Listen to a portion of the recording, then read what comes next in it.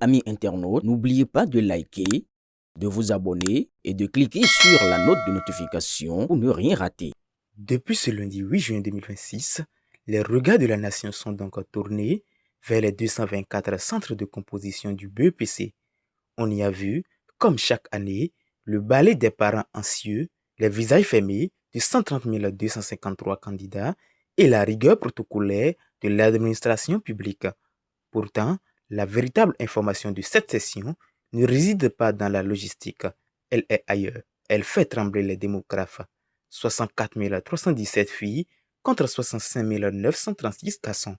Pour la première fois dans l'histoire moderne du système éducatif béninois, la quasi-parité est atteinte à ce niveau d'études. Les filles représentent 49,38% des effectifs.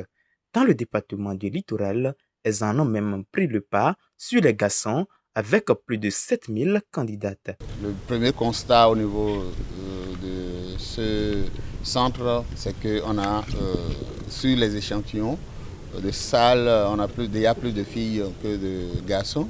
Ça suppose que ça se normalise au niveau du genre.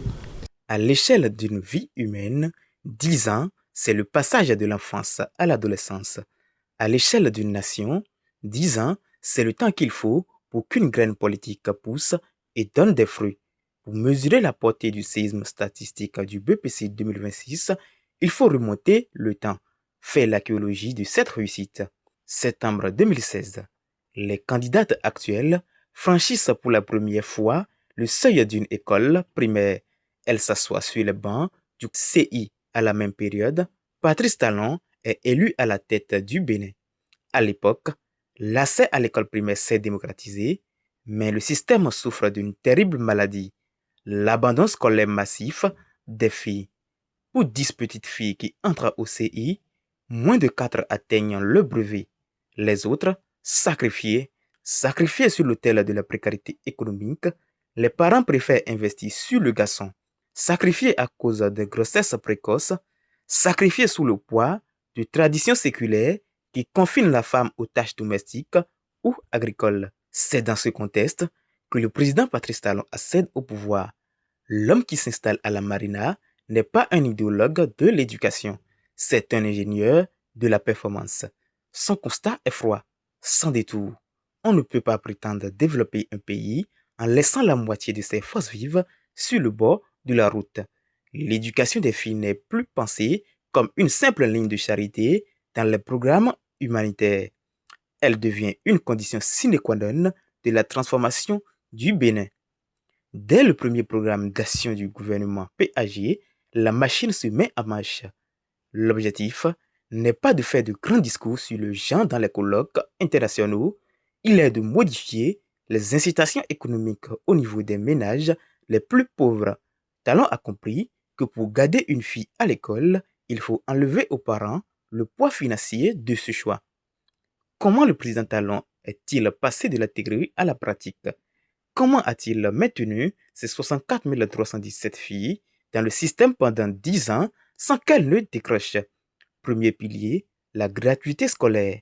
En 2024, Patrice Talon lance une phase pilote pour étendre la gratuité au second cycle dans 20 communes vulnérables. Face au choix de devoir payer pour un seul enfant, le parent n'a plus à pénaliser sa fille. Deuxième pilier, la révolution des cantines scolaires. C'est peut-être la réforme la plus humaine et la plus impactante des 2 mandats de Patrice Talon. Le gouvernement a fait de l'école le lieu où l'enfant est nourri.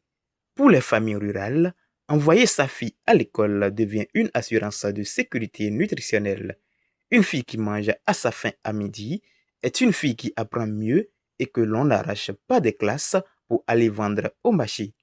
Troisième pilier, la protection juridique et sécuritaire. Traque des violences faites aux femmes, durcissement extrêmement des sanctions contre les auteurs de grossesse en milieu scolaire, création de l'Institut national de la femme INF, un véritable écosystème de protection s'est mis en place. L'école est devenue un sanctuaire pour la jeune fille. Le résultat de cet arsenal est aujourd'hui sous nos yeux. Les filles n'ont pas seulement survécu au système scolaire, elles s'y sont épargnées. Au-delà de la gestion actuelle, rendons à César ce qui appartient à César. L'histoire politique retient les hommes qui posent les premières pierres, ceux qui ont l'audace d'affronter le scepticisme général. En 2016, quand Patrice Talon parlait de restructuration profonde, de réforme de l'enseignement, beaucoup criaient à l'austérité. Il l'accusait de gouverner par les chiffres, loin des réalités du peuple. 10 ans plus tard, la réponse du terrain est cinglante.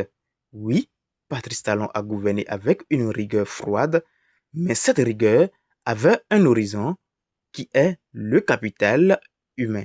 Les 64 317 filles qui composent aujourd'hui le brevet d'études du premier cycle ne mentent pas. Elles ne sont pas un élément de langage d'un conseiller en communication. Elles sont de chair, d'os, d'intelligence et d'ambition. Elles sont le bilan le plus palpable, le plus indiscutable et le plus noble de l'histoire de l'homme de la rupture.